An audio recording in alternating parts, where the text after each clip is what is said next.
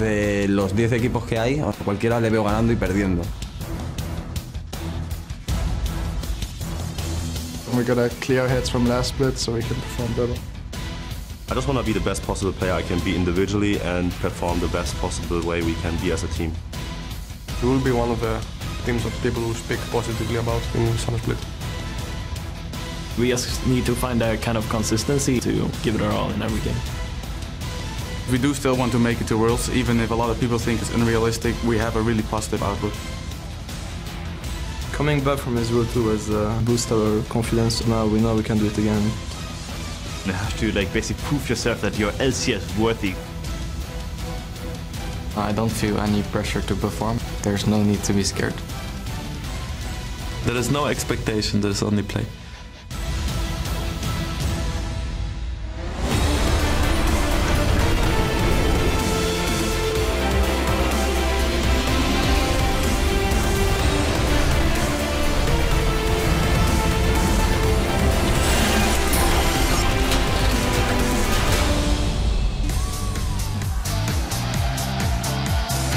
Welcome, ladies and gentlemen, to the European League Championship Series. We're back for day 2 of the summer split here in our studio in Berlin, Germany. As you can see, our fans are ready to go, as they usually are. Our Unicorns of Love fan who was there yesterday as well. Ryu getting a lot of fan support, as well as a Fnatic cheerleader. I don't think, well, they always need cheering on, but they're doing very well as is. And their quick shot is setting up for his interview later with Crowley. And here's H2K entering the studio looking for that second victory here on day 2, as they will be fighting versus Origen in game 1. There they are, the brand new team out of Challenger. Yesterday a victory versus Giants. We'll see what they do today. I'm Evie Shog supporter here behind the analyst desk with Challenger Series shoutcaster James Stress O'Leary and the newest member of our EU LCS team, Mitch Krepo Voorspoels. Well, how was your first day? Feeling ready? I'm so ready for this. All right, well, with just 5 games on the book so far, that was like, this could be a little bit more intense. I'm so ready, Shock. Yes. Let's get going. All right, let's see where the teams stand as of now. Copenhagen Wolves, Elements, Fnatic, H2K, and Origen at the top of the tables with a 1-0, and the rest trailing behind only at 0-1 though. Well, we talked to the players a lot yesterday. Obviously, they don't look into it that much. We don't either, but we do see a couple of trends developing. Maybe first and foremost, Fnatic, fantastic in the spring split, and well, after MSI looking even stronger. Yeah, they look just really solid. They upgraded Steelback to Reckless, and you see, I think Huni really showed up here. Yeah, I think the biggest thing about this game was the fact that we talked so much about Reckless, we talked so much about him rejoining the team. The fact is, every single member of Fnatic had a great game in yesterday's first opening game of the Summer Split against the Unicorns of Love.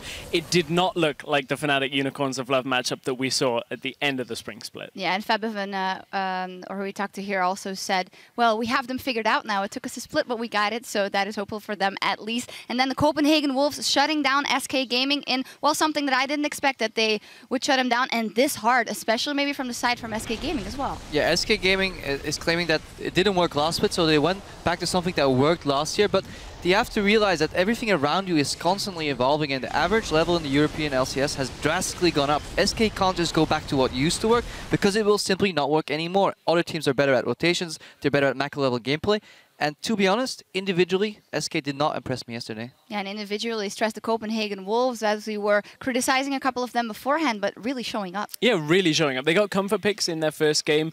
Honestly, they looked a lot more like a unit than we've seen the Copenhagen Wolves. Didn't fall into some of the same pitfalls where they slowed down in the mid-game. So it was a convincing game, but again, with every single game that was played yesterday, it's the first game of the season. Still, everything can happen in the rest of the 17. Yeah, lots to learn going into the rest of the split. And then some trends we saw yesterday are particularly one. Sivir, not picked once, not banned once. That is really odd.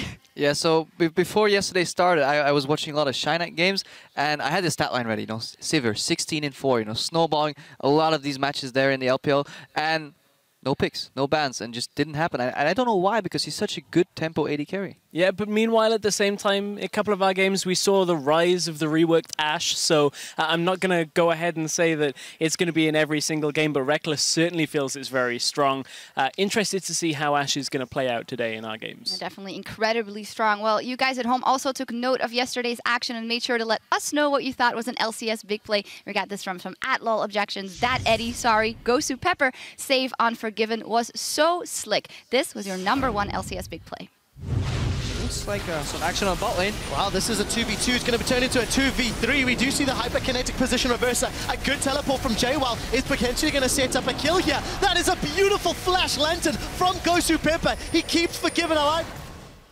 Yeah, there's a couple cool subtleties to that play. Forgiven heals to get the mini speed up, flashes to get the lantern. Then Edward, or Gosu Pepper now, realizes that if Forgiven lands on a spot where he gets pulled to, he's actually going to die. So he basically uses his own flash to count twice. One for him, one for Forgiven, and they got out there. But I think they went right. They went back in. They went back in afterwards, so not worth. But yeah, Eddie well, too good. Yeah. Good 2v2 play so far from them. I think they're a really good bot lane in isolated in 2v2.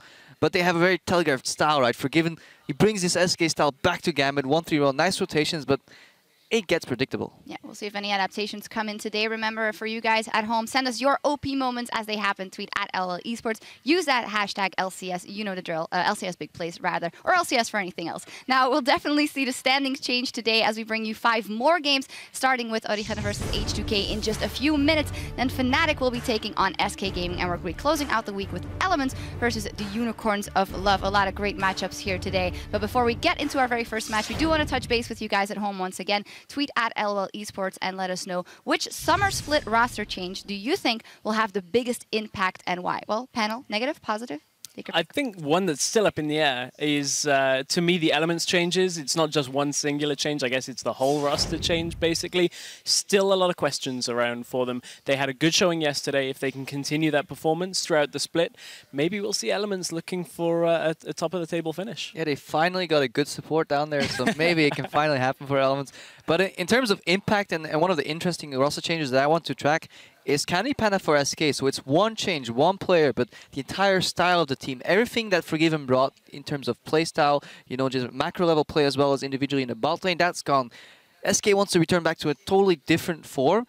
Is it going to work this split? It's too early to rule them out based off one game because based of one is just nothing yet. But I just want to wait till week 3, week 4 and see if SK style is actually going to work or if they have to adapt to something new and if they can. Yeah, you definitely have a close eye on that team. It'll be interesting to see how they evolve. Well, remember to tweet at LOL Esports and include that hashtag LCS this time around so we can check out some of your answers later today and talk them through right here. For now, though, we're going to go on to our first matchup between two of the LCS's newest teams, fresh out of Challenger, Origen and H2K, and they are only in their second split in the LCS. We're going to start, though, by taking a look at the newbies for Origen on the blue side. It is Soaz Amazing, Xpeke, Niels Mithy, and their coach, Leduc. Yesterday, well, they had a slow start in their matchup versus Giants, but as they echoed also here on the desk, it was kind of also the reflection of what they were mentally looking at the season. As they started off slow, didn't want to make any mistakes, and are just keeping a clear head. Yeah, very, very average expectations for them, and I like that. You don't want to get too ahead of yourselves, and it showed in the game playing. Slow, but secure. They knew they were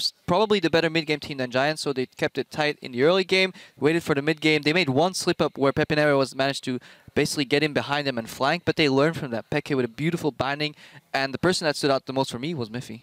I would definitely agree with that, which from Challenger, Mithy always looked good. He just never really was kind of the guy that was in every single engage, making sure that Origin came out ahead. Honestly, I feel very similarly to your comments about the SK changes. Week 3, week 4, I think that's where we'll see Origin really get a massive boost in confidence. Once they've learned exactly where they feel like they are against most of the LCS teams, they'll turn things up. They'll start turning up the early game pressure, and once they're confident, we saw it in Challenger. As soon as they know they're the better team, they'll close out games pretty quick. Yeah, and on the side of strategy picks and bans, nice with that flex pick Morgana, showing that there's also a good background there in terms of strategy. It was only one game, of course. It might just be one thing. Well, we've only had one game to judge, and it was really good, reminding us of the MSI final where the Morgana into the LeBlanc pick.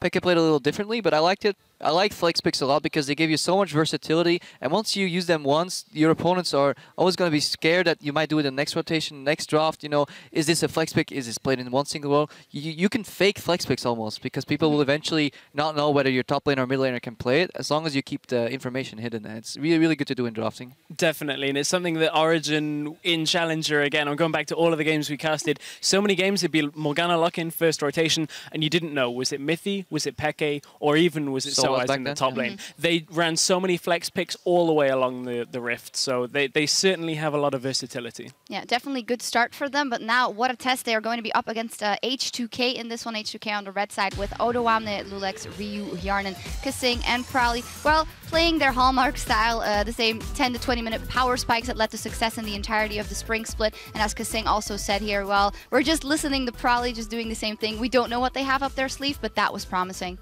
It certainly was promising, and another thing that has been promising over, it feels like the whole of the spring split, but nobody really talked about it, is Odoamne up in that top lane. We focus so much on Kasing, on Prowly, and that effect. Odoamne has quickly become one of the real playmakers on H2K. You look at his game yesterday on 857 damage per minute, the highest of any player so far, and that's an incredible stat for a top laner. He's always getting himself in the mix, and he's always active from the top. Yeah, and 857 damage, that is even more impressive if you know that there was an AP Kog'Maw played by Power of Evil later in the day, because it's also dependent on the champions, and to do that on a Gnar, that is just knocking your socks off. Other people in there, Ryu, who has really come to shine in the playoffs with 8 solo kills. Yesterday he chose for Fizz, and he just had the liberty to actually do what he wanted, but executed it correctly. Yeah, this roam from Ryu basically shows up in the top lane. Notices that this one melee minion here is still there taking tower shots, so he goes in on Steve. Steve has no flash, so watch what Ryu does. Comes down with the Playful Tricksters, but carries on that damage with his flash, switches the aggro to Odoamne in the meanwhile, and a really solid execution. And my biggest question here is, how is a Fizz on level 3 to 4 allowed to roam when he's in the Cassiopeia matchup? I wasn't exactly sure, so I talked to some other mid laners. I was like, how does this matchup go? And 1-2-6, Cassiopeia should punish and poke the Fizz. Even if he goes in with E and Q, lands all the damage, it's not enough to kill you. You can counteract that damage so you can put pressure back.